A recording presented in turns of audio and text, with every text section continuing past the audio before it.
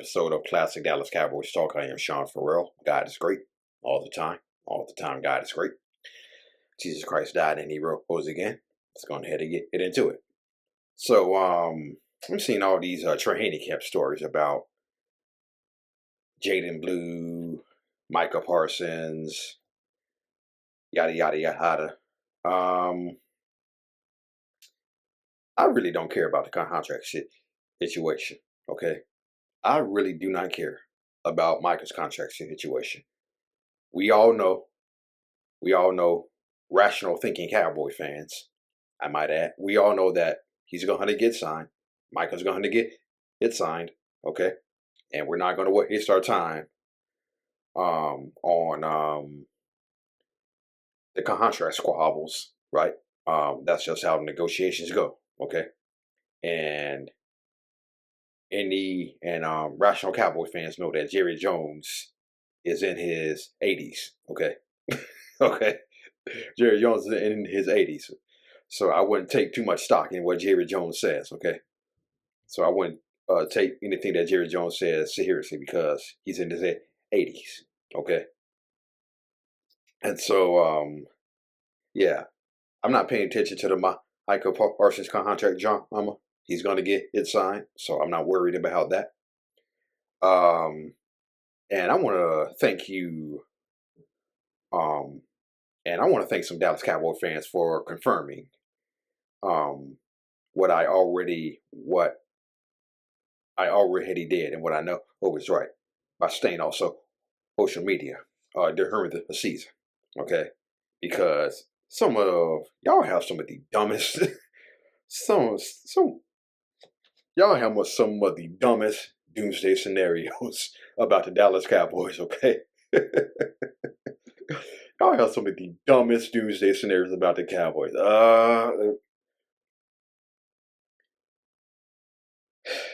Y'all are fun.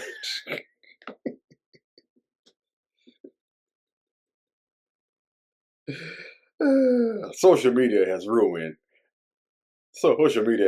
the brains of Cowboy fans, okay? Social media has ruined the brains of some Cowboy fans, okay? And so some of y'all need to stay off social media, okay? And I said this before and I'll say it again. People have gone to the emergency room, okay? I know people who have gone to the emergency room from watching Dallas Cowboys football, okay? Last time I checked, football is wins and losses, not life or death, okay? All right. Again, people have gone to the ER. I've known people who have gone to the ER from watching Dallas Cowboys football. And so, check yourselves, okay? Check yourselves. Bring the stress level down. Realize that football is wins and losses, not life or death, okay? But some of y'all, and I'm being dead serious when I say this, okay? Some of y'all are going to be near death watching Dallas Cowboys football, okay? I'm being dead serious. Oh, I'm not joking about that. Some of y'all are going to be near death watching Dallas Cowboys football, okay? Check yourselves. Realize football is wins and losses, okay? Not life or death, all right? Okay, so, Emmitt Smith is the all-time leading rusher, okay? And when he was a rookie in 1990, he wrote down Walter Payton's rushing record, okay? And he was in the hot pursuit of that record from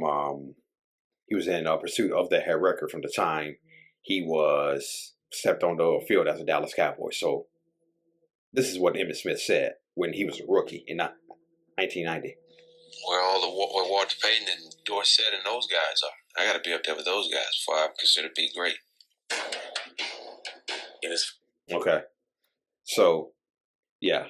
Emmitt Smith, he knew when he came into the league as a rookie, he knew Walter Payton, Tony Dorsett were way up here. Excuse me.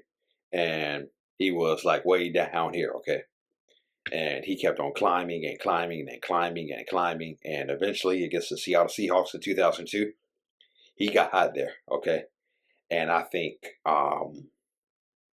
it's a shame that Daryl Johnston broke his neck in 1999, okay? When Daryl Johnston broke his neck in 1999, and he couldn't be the lead blocker for Emmitt Smith as he got the rushing record. And so Daryl Johnston says that's one of the regrets he has about his neck, about him breaking his neck, that he wasn't able to be blocking for Emmitt Smith as he got that record. But Daryl Johnston was there that day to see him break the record, as was Michael Irvin. Okay. And so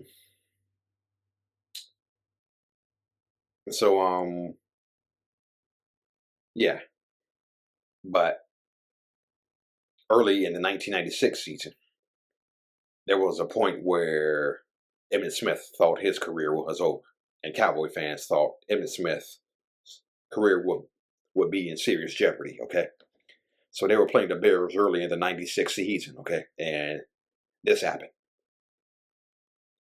And then he got some encouragement from the all-time leading rusher, Walter Payton.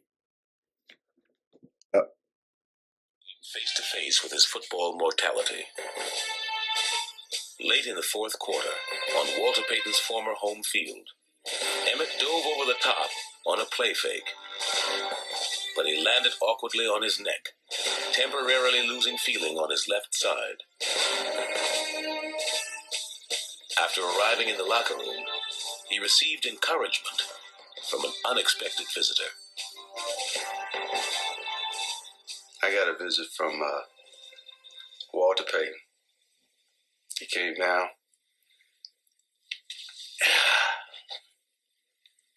He came down out of his stance while I was hurt.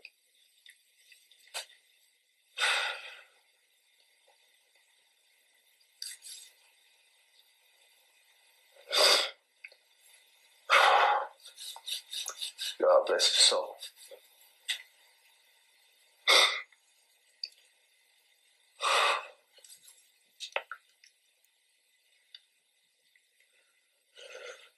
He was there,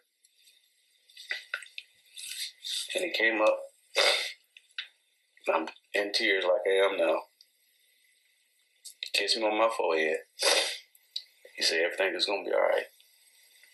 He said, don't worry about nothing. He said, it's in God's hand. Amen.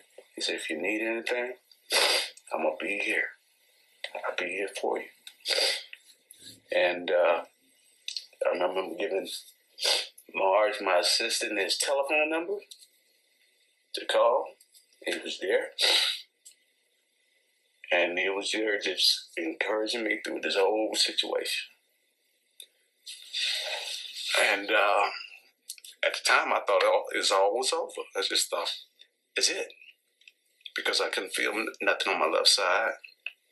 Didn't know the degree of the neck injury. And that was that. He was there. And I wish he was here now.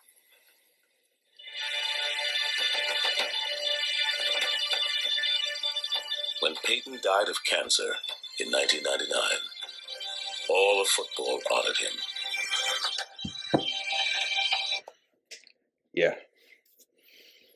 Yeah, so late great Walter Payton came out and encouraged the future all-time leading rusher, hey, I'm there here for you. Right. And so so when Payton died in 1999, of course all the teams honored him. And then to all you old head Cowboy fans, you may remember Emmitt Smith honored Walter Payton in his own way when he had a huge game versus the Minnesota Vikings. Okay. And he scored a couple of touchdowns. Okay. Had a huge game versus the Minnesota Vikings, scored a couple of touchdowns on a broken hand. Okay. Emmitt Smith had a broken hand that game. So he scored a couple of touchdowns, but he was eventually forced out. because of his broken hand. Okay, but yeah, I just thought that was a pretty cool moment that Walter Payton got up out of his seat, came down to Emmitt Smith and said, "Hey, everything's gonna be all right." I thought that was a pretty cool moment that Emmitt Smith experienced. Okay, and lo and behold, he's the all-time leading rusher. Okay, so I saw a poll on I believe it was on YouTube or X. Say who was the worst coach in Dallas Cowboys history, and some people said Campo, some people said Wade Phillips, some people said Jason Garrett. Okay, me, I don't think Jason Garrett is the worst coach in the history of the Dallas Cowboys. He's just not in my high opinion. Okay, he's not the worst coach in Cowboys history. Okay,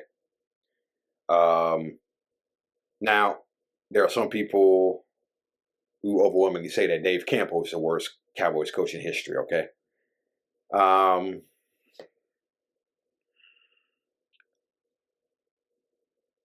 yeah,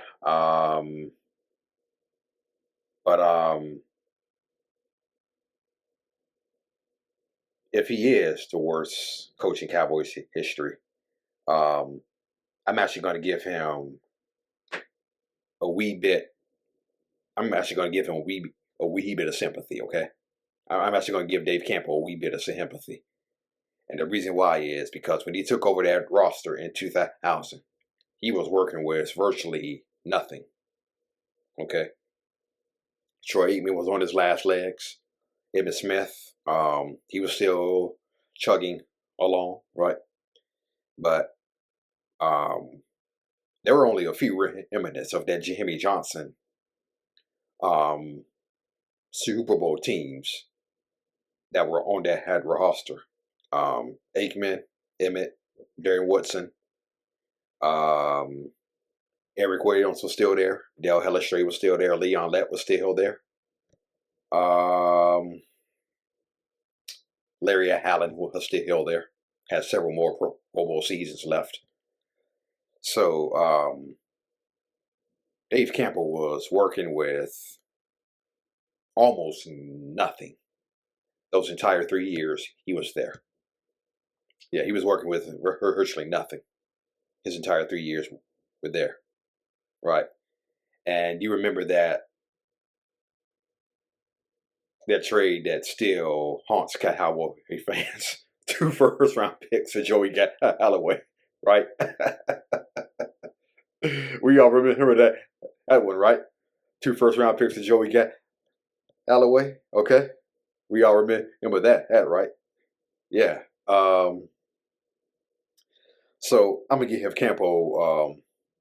So I have a wee bit of sympathy for Dave Campbell because again, he was working with virtually nothing those whole 3 years. Okay, he was working with virtually nothing those whole 3 years, and maybe he didn't have the ability as well to pull the most out of what he was working with.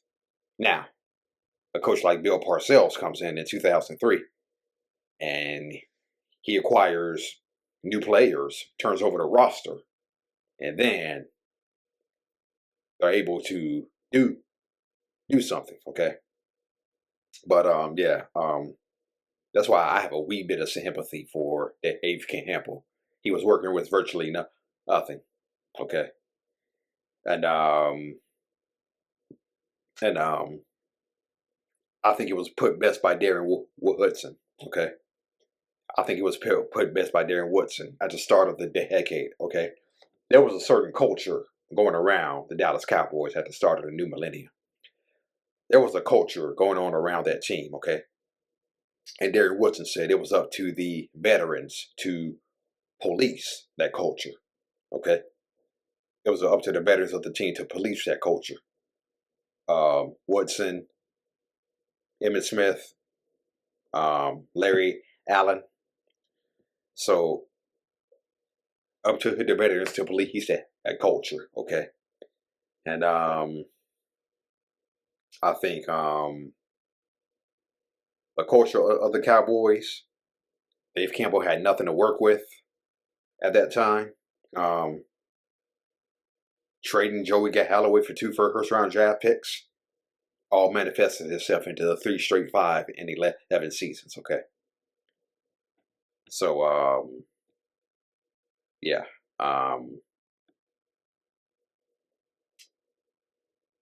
Again, I have a wee bit of sympathy for Dave Campbell, okay? Not much, but a wee bit of sympathy. Now, I don't think Wade Phillips was the worst coach in Dallas Cowboys history. I don't think Barry Switzer was the worst head coach in the history of the Dallas Cowboys. I'm not going to say that about a coach who led us to a Super Bowl.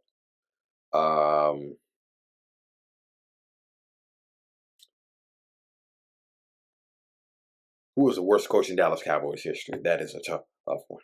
That is a tough one. I think most of you all would probably say, when you look at the history of the Cowboys coaches, I would probably say most of y'all would say Dave Campbell. I'm just guessing. Most of y'all would probably say Dave Campbell is the worst coach in the history of the Dallas Cowboys. And yeah, I can see why y'all all feel that way. So the last thing, after the Cowboys won the Super Bowl in 1995, okay? I've talked about the 95 Cowboys before. Darren Woodson said something very interesting about winning the Super Bowl, okay? You know how the Cowboys were joyful and happy after winning in 92, 93? Okay, they were joyful, they were happy, excited about they won the Super Bowl. Darren Woodson said something very interesting. He said the joy after winning the Super Bowl in 95 just wasn't there. It wasn't the same. And I was like, yeah. And I remember Darren Woodson saying something earlier. Darren Woodson said there were so many distractions during that time. Darren Woodson said the only time we were really happy is when we were playing on Sunday, right? And so Darren Woodson said the joy just wasn't there after winning the Super Bowl. It just wasn't the same. It was a feeling of more like, thank God this season is over, okay? And that's how turbulent that 95 season was, okay? That's how turbulent that 95 season was. And yeah. But they overcame it all. They overcame it all and still won the Super Bowl. So yeah, just a estimate to the players they have on that team at the head time. Okay. And if Jay Novacek did not have a season-ending back injury prior to the start of the 1996 season, I say we go to at least one more Super Bowl. One more. Okay. And if Dion doesn't get hurt in Carolina, and Michael Irvin doesn't get hurt in Carolina, I believe we go back to the Super Bowl. But sometimes it's just not meant to be. It's just not meant to be. Or as Nate Newton put it, we just got out of old. Yeah, as Nate Newton put it, we just got old. Okay. Yeah, so all right, that's it. And that's all for Classic Dallas Cowboys Talk. How about them Cowboys? May God bless you all. I'm out of here. Peace. Who? Cowboys. What's my blue and gray team? Cowboys. And who I'm rolling with, huh? My Cowboys. Steelers better get it right. Giants better get it right. Who? Cowboys. What's my blue and gray team? Cowboys. And who I'm rolling with, huh? My Cowboys. Eagles better get it right. Skins better get it right.